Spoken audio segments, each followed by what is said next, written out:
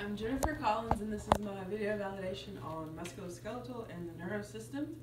First, I'm going to start off with complete range of motion. I'm just going to do it on myself, starting with the fingers. Flexion, extension, abduction, adduction. Next is the wrist, flexion, extension, ulnar deviation, radial deviation, ulnar deviation. Elbows, flexion, extension, supination, pronation.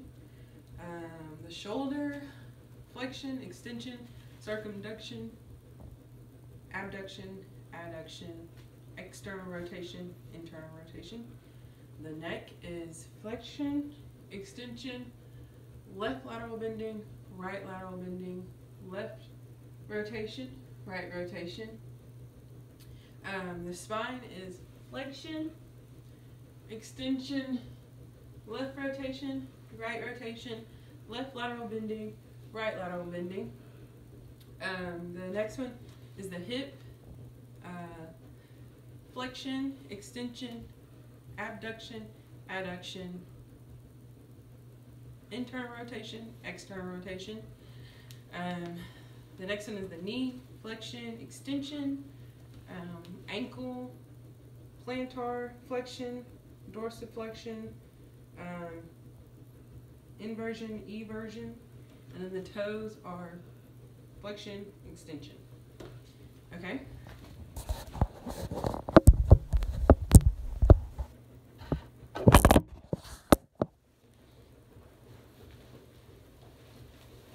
I have Chris here again as my patient, and I'm going to start off by assessing the stability of his knee.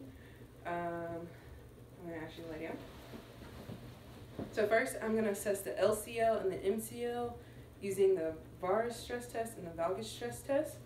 So, I'm going to bend your knee like this, and I'm going to apply a little bit of pressure from the lateral side to test his MCL. Like that. And then I'm going to do the opposite. I'm going to go from the medial side to test the lateral side. Just a little pressure. Okay. Any pain? No. Alright, that's within normal limits. And then next I'm going to assess his ACL and PCL with the anterior drawer test and the posterior drawer test. And it goes like this. I'm going to stabilize his leg with my knee here. Grab onto his joint, put my thumbs kind of in his joint. And for the anterior, I'm going to pull on his knee with kind of a jerking motion. And then I'm going to push. Alright, and we're checking for knee stability still. And then the last test is McMurray's test. We're going to check for any kind of meniscus injury. So, bend your knee for me. There we go. I'm going to go up, around, down. And with that test, I was checking for any crepitus or popping that I felt or heard in his knee joint. So I'm going to ask you to sit up for me. The next thing I'm going to test for is carpal tunnel syndrome.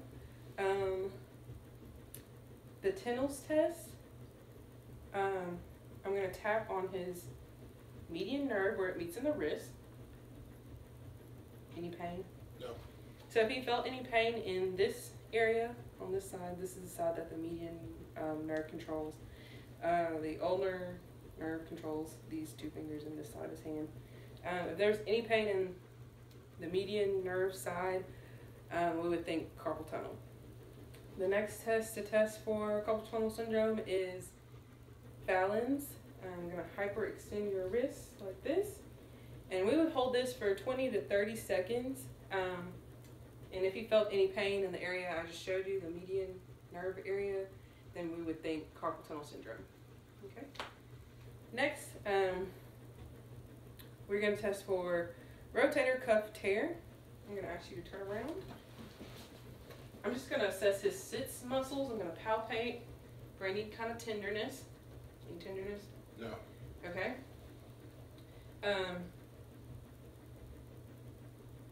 Then I would do range of motion in his shoulder, the same that I did in the beginning.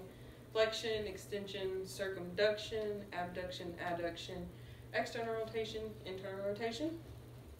And then I would also do the stretch test. So stretch and try to scratch your scapula or your back. Okay, and do it from the other side. Okay, and we would keep track of, you know, where he touched. And I would first assess his unaffected arm. So we're going to say that that was his unaffected arm. And then I would ask him to do his affected arm, the one that we think has the rotator cuff tear. So do that. Okay? And we would compare the two to see if there's any kind of difference. And then the next thing I'm going to do for rotator cuff tear is the drop arm test. Stand up for me. I'm going to abduct his arm at a 90-degree angle. So about there. And he's able to hold his own arm up. If it fell like that, then we would be afraid that he has a tear. And also another thing that people that have a tear with do, when they're trying to hold their arm up, they'll use other muscles and like bend here at the shoulder trying to hold their arm up. So we would still be worried if they were doing anything weird like that. And that's testing for rotator cuff tear. The next assessment is to assess for scoliosis. So I'm going to turn you this way. I'm just going to assess and look for symmetry in the shoulders and the iliac crest here. And then I'm also going to look for any winging of the scapula. And then I'm going to have you bend over. And I'm just going to feel down his spine, feeling for proper curvature. If I felt an S shape, then that would be indicative of scoliosis. Okay, stand up. The next test is we're testing for low back pain. First, stand up, sorry. Turn back this way. I'm going to assess his palpate his paravertebral muscles. It's the muscles on the outer sides of his spine. So along in here for any tenderness. And then I would check for point tenderness along his actual spine. Any tenderness? No. No, okay. Then for like deep root nerve pain or like pinched nerve, I would have him lie down. And we're going to do the straight leg raise test. So for this, I would have him lift his leg on the affected side until he felt the pain, you know, in his lower back. And then I would lower his leg a little bit. I would dorsiflex this foot and ask him if he felt any pain down his leg. If he did feel pain down his leg, past his knee, we would be worried about deep nerve pain or deep-rooted nerve pain. And then the next test is the cross straight leg raise, which is the same thing, but using the opposite leg on the side that we think is not affected. Do the exact same thing.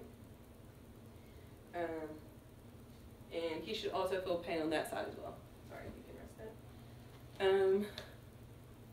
I would check his deep tendon reflexes, but we're going to do that in the next section, in the neuro section. And then also his range of motion for his spine. So the same thing I did in the beginning.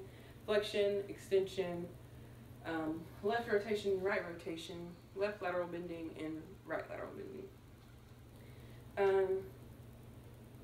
And that's all for the musculoskeletal assessment. So we'll move on to the neuro assessment. I'm going to check his deep tendon reflexes. And as I go through them, I will tell you which spinal segment could affect the reflex. So the first one is supinator. Spinal segment that goes with that is C5 and C6. So just relax your arm as much as you can. So he would have a jerking motion with that. The next one is the bicep. That's also C5 and C6 on the spinal segment. Just relax your arm. Relax. Mm-hmm. All right. And then the next one is tricep. which is C6 and C7. And go on this side like this and just relax. Yeah, there you go.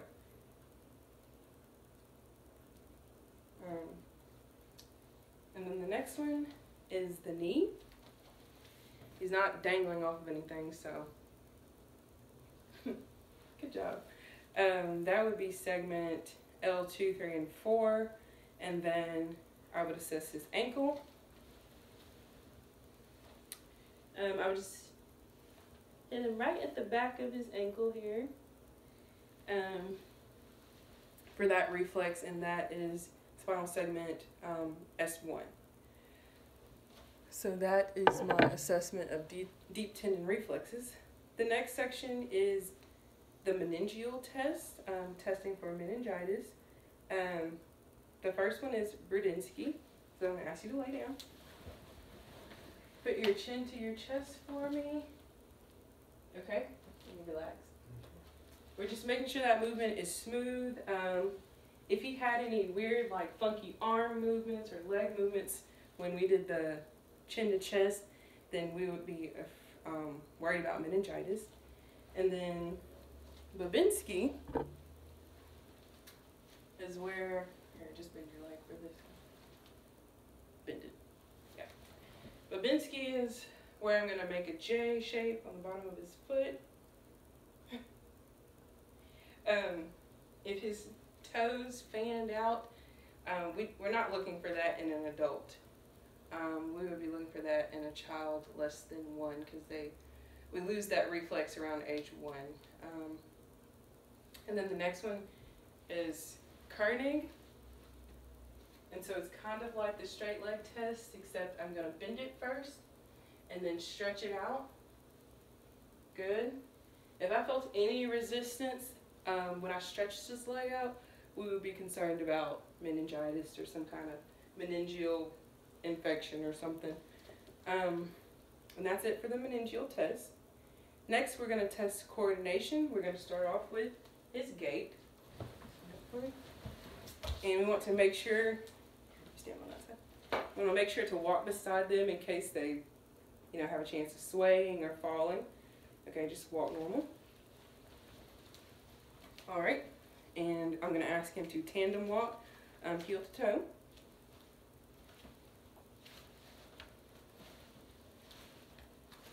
Okay, no swaying, good posture. Then I'm going to ask him to go back on his tiptoes. Good job. And then on your heels. All right, so you can have a seat.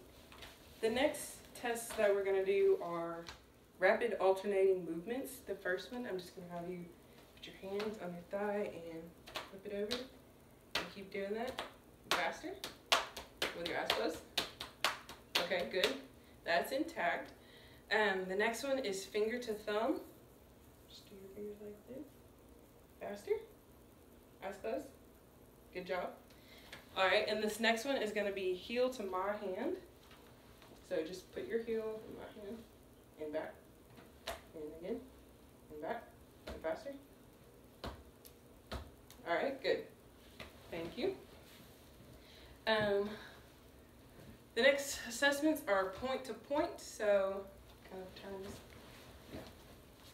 So you're going to point to your nose and then point to my finger, okay? Okay, that's intact. And then the next one is going to be finger to nose for him.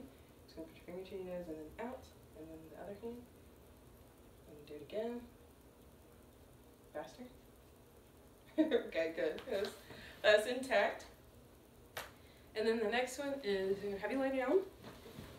And we're going to put your heel, rub this heel against this shin, and then the opposite. Okay, good. So all that's intact. The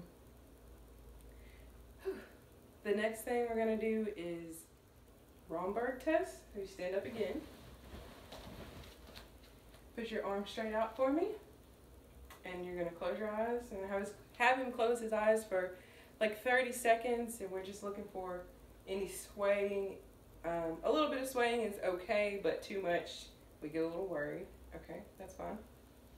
So next is the pronator drift test. I'm going to have him with your arms supinated. I'm going to push them down. Let me push them down. There you go. And bring them back up to where they were. Okay. So with this, and close your eyes. Okay. So, sorry, hands back out. If his arms did any of this or went higher than what they were originally at, or if they drifted down, that would not be good. And also, if they pronated over after being supinated, that would not be good.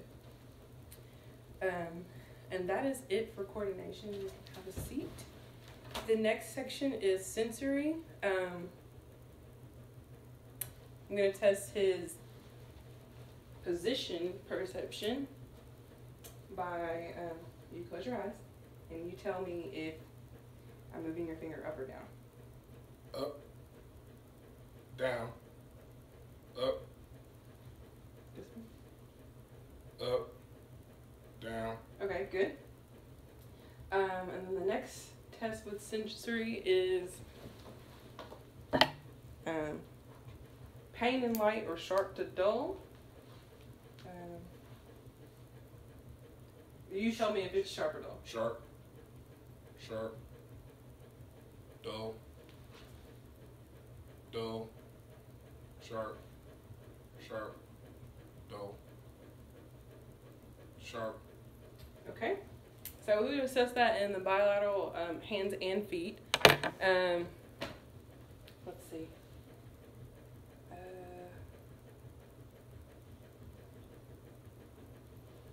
Next, we're going to do vibration sensation, and this helps us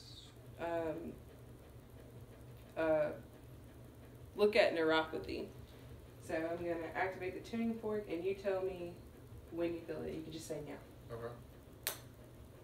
Now, now, now, now, now, now. Keep your eyes closed. Now, now, now, now, now. Okay, good. That's within normal limits. And with that, we would do various spots on the upper extremities and his feet bilaterally. And the last two things are gravasthenia. Keep your eyes closed. Well, I guess I can use this. Palm up. And you just tell me what you told me to draw on your hand. Number 3. Yep, that's right. And then the next one, I'm going to place an object in his hand, and he's going to identify the object for me. Keep your eyes closed. Can you tell me what that is? A coin or quarter. Okay, good. And that is the end of my assessment.